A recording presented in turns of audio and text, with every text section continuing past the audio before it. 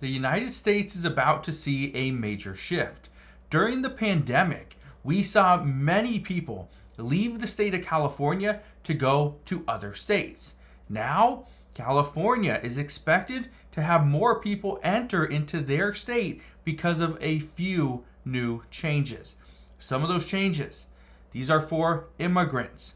We are seeing low-income immigrants are now getting free health care in the state of California as of January 1st, 2024. Another one, and this is something that many people are extremely concerned with, is that now California is considering giving illegal immigrants or those that are undocumented a clearer path to home ownership and giving them interest-free loans.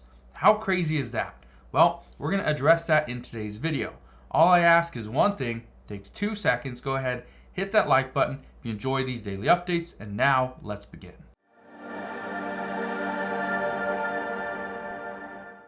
So many people are extremely concerned with what California is doing. California is offering a pathway to not only home ownership, but they're giving people free health care, they're giving people housing and shelter, and obviously they're giving them food. Now, here's where things get interesting. I want to show you this. This is from the LA Times. It says undocumented immigrants in California could have a new path to home ownership. What they are discussing is opening the door to undocumented immigrants and allowing them to get a interest-free loan of up to 20% of the purchase price of a home. I want to break down how that's going to work in a minute, but I first just want to say one thing.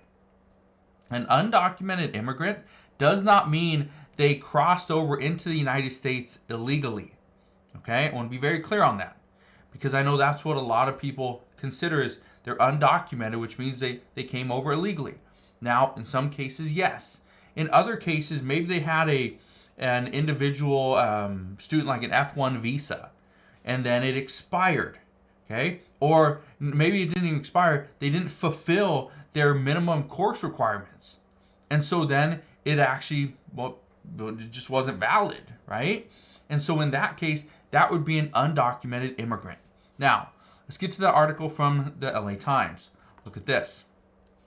It says, Assembly member Joaquin Arambula, he's a Democrat from Fresno, he introduced Assembly Bill 1840 last month to expand the eligibility requirement for a state loan program to clarify that loans for first-time buyers are available to undocumented immigrants.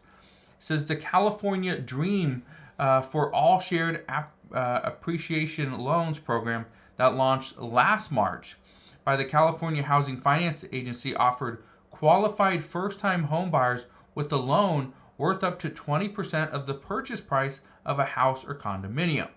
The big thing is the loans do not accrue any interest or require monthly payments. Instead, when the mortgage is refinanced or the house is sold again, the borrower pays back the original amount plus 20% of the increase in the home's value. That's where the big change is happening.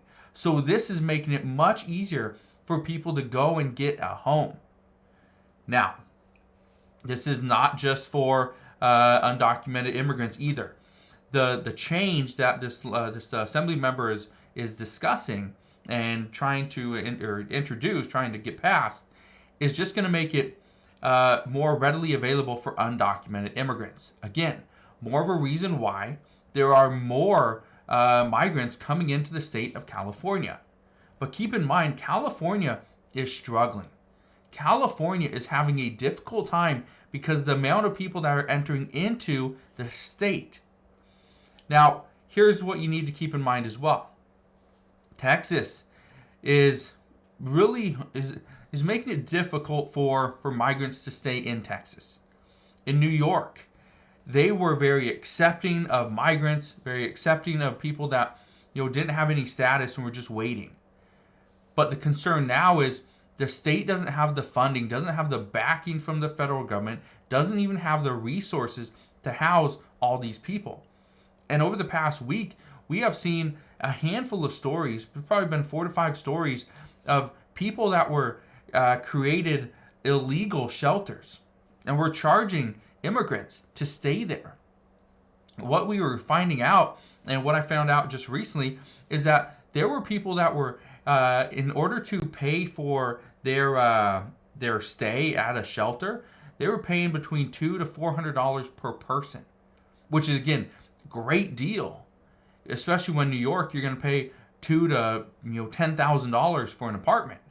But they're paying between $200 and $400 per person to stay in a cot, which is in maybe a basement or in the back room of a business, which it will have a bathroom, nothing else. Bathroom, electricity, heat, nothing else, and a cot. That's it. But they were paying between $200 to $400 per person. Here's where things get interesting. Then, because we are seeing some states are handing out some benefits, like a prepaid credit card, right? Some food stamps, right? Additional food. These people were paying for their shelter by buying food off their carts. That's what they were doing. Essentially, they didn't have $400, but they would buy $400 worth of food and give it to the person. Give it to the landlord. How crazy is that? But this is what's happening. Migrants are starting to get more and more benefits, and the concern, and this is something that I brought up multiple times, is what happens when the American people who are paying taxes and those tax dollars are going to these benefits. What happens when the American people are getting less than what immigrants are getting? What happens then? Right? And this is something that we have seen many small protests on. But why are the American people, why are we paying into the system? And the system is pretty much taking our money and giving it to other people. Other people that legally were not supposed to be in the United States. Legally shouldn't have access to some of these benefits. I was listening to a person talk the other day. They had a YouTube video. And this person kept saying that they only had like 2 or 3 weeks left before they were being evicted from their apartment. And they're fine with that. The person said they're going to raise rent. Well, technically they're not raising rent. They're going to charge people, individuals, to stay in cots in that apartment. The landlord is evicting somebody that's been in that apartment for years. I believe they said they were in there for like 7 to 8 years. They're going to evict them. And they're going to evict them so that they can bring in and put smaller beds in all throughout the apartment. Because now there'll be a kitchen, there'll be a bathroom, there'll be a shower, right? Everything they would need. But again, let's say they charge $500 per person. I think this person said they're paying about $3,200, something like that, $3,300. Well, in order to make any more than that, all they need is $500 per person, 7 people. That's it. 7 people. How crazy is that? That now we are seeing that there are, people are changing the way they run their rental. They're changing the way they do things to now cater to immigrants. I just think this is interesting that there's more stuff coming out for immigrants than the American people at this time. But let me know your thoughts. Do you think this is something that is going to create a lot of chaos in California? Do you think more people are going to leave the East Coast, go to the West Coast because California is potentially going to give them a pathway to home ownership and they're going to give them free health care? Yes. This is why many say California is going to face this crisis before anybody else. But we will see moving forward. That is what we know as of today. Again, thank you guys for watching. Consider subscribing. I'll see you guys on the next one.